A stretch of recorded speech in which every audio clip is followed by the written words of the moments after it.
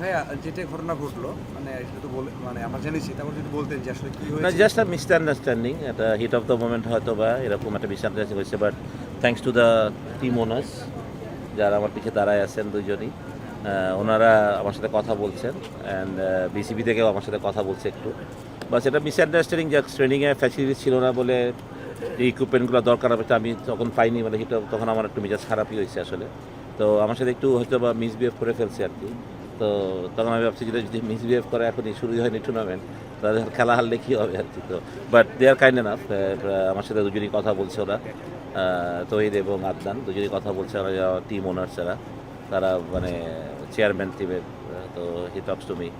তো মানে it's just I misunderstanding, nothing else. তবে যার সাথে বিশ্বাস এটা হয়েছে সেই নামটা অনেক সময় আলোচনায় আসে, এর আগেও এসেছে, মানে অনেকবার এসেছে, অনেকভাবে এসেছে, বিসিবি কাছে কমপ্লেনও আছে, আইসিসি থেকে কমপ্লেন এসেছে, অনেক কিছুই হয়েছে, তারপরেও এইভাবে যে আছে দলের সাথে, এটা আপনার কাছে না, দলের সাথে সেইভাবে নাই আসলে, এটা একটা তাহলে কেন আপনার সাথে কথা বলে না কথা।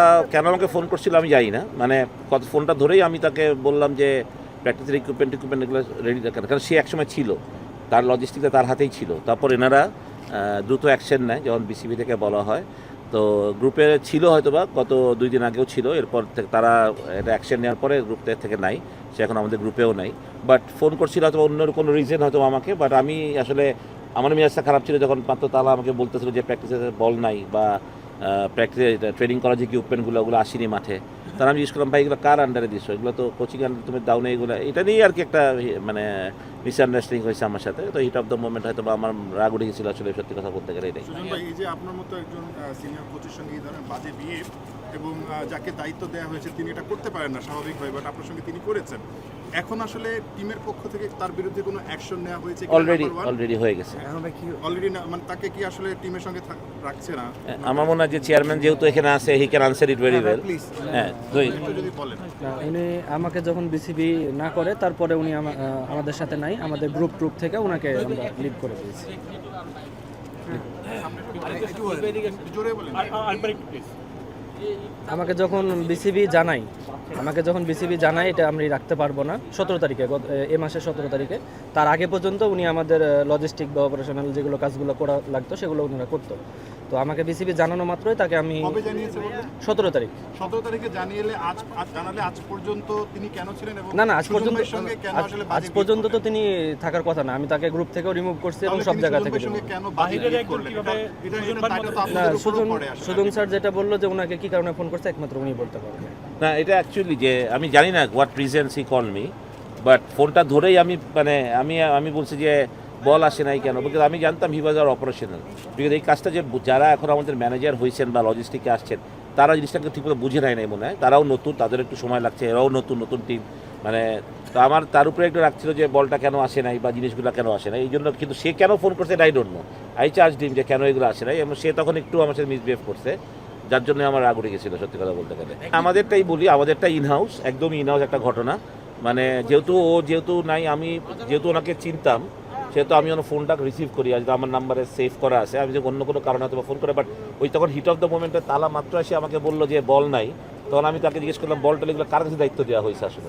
তো যাক ওইটাই। আর যেটা সকালের ঘটনা যে চিটাগং টিমকে বিসিবি হ্যান্ড ওভার করছে, সেটা আমি জানি না কী রিজনে করছে, বাট যেহেতু টুর্নামেন্টের ভালোর জন্য হয়তো বিসিবি জিনিসটা করেছে। আর আমি আমার ফ্র্যাঞ্চাইজির প্রতি দারুণ খুশি, মানে ওনারা, মানে আমি যেহেতু অনেকগুলো বিপিএল করছি, আমাদের কাপড় চোপড় থেকে আরম্ভ করে কোয়ালিটি ড্রেস দেওয়া, প্লেয়ারদের আজকে পেমেন্ট করে দেওয়া, মানে এগুলোর ব্যাপারে আমি সত্যি কথাই খুব খুশি যে ওনারা ওনাদের প্রমিসগুলো রাখছেন, কমিটমেন্ট রাখছেন। আশা করি যে পুরো টুর্নামেন্টটা ওনারা এইভাবেই আমাদের সাথে থাকবেন, কমিটমেন্ট করবেন। Definitely they are very young, আপনারা দেখতে পাচ্ছেন ভেরি ইয়াং, তাদের একটা দারুণ ক্রিকেটের প্রতি তাদের ভালোবাসা আছে, সেই ভালোবাসা থেকে তাদের এখানে আসা। তো আমি আশা করি যে তারা এটাকে বজায় রাখবেন থ্রুআউট দ্য টুর্নামেন্ট। আমাদের এরকম একটা টিমের বন্ডিংস থাকবে, যেটা আজকে হয়েছে হয়তো বা একদিকে ভালো হয়েছে, আগে পরে হওয়ার থেকে আগে হয়ে যাওয়াটা ভালো হয়তো বা, তো এটা হয়ে যাওয়াতে মনে হয় ভালো হয়েছে। আমরা মনে হয় আরও বন্ডিং হবো এখন থেকে, টিমের আরও জেল আপ হবে, সেটা আমি বিশ্বাস করি।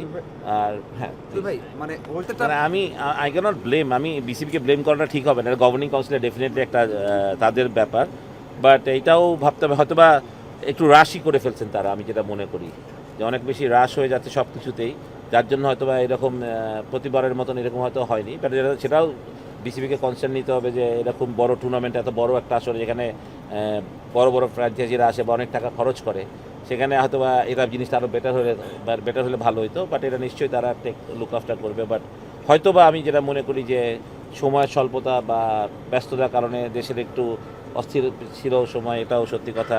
আজকে কালকে থেকে ঢাকা থেকে এখানে আসাটা খুব ডিফিকাল্ট। আমাদের অনেক প্লেয়াররা ফ্লাইট মিস করেছে, প্লাস ফরেন প্লেয়াররা এসে স্টাক হয়ে গেছে। এটা হইতে পারে হয়তো বা এইসব কারণে হয়তো তারা করতে পারে না।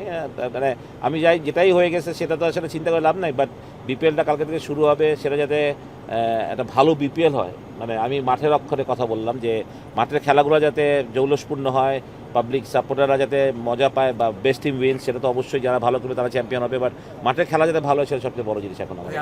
না না না, আজকে আমাদের টপ আপ ছিল বেসিক্যালি। আমরা তো ঢাকায় 2 দিন ট্রেনিং করেছি, ভালো ট্রেনিং হয়েছে। যদি আজকে ফরেন প্লেয়াররা ছিল 2 জন, বাট মাথায় তো এখন যেহেতু 2টা ফরেন প্লেয়ার, হয়তো আরও 2-3 জন আমরা আজকে সন্ধ্যায় ঢাকায় চলে এসেছি, আরও 4 জন আসতেছে, কালকে সকালে হয়তো একজন আসবে, তো 6 জন হবে।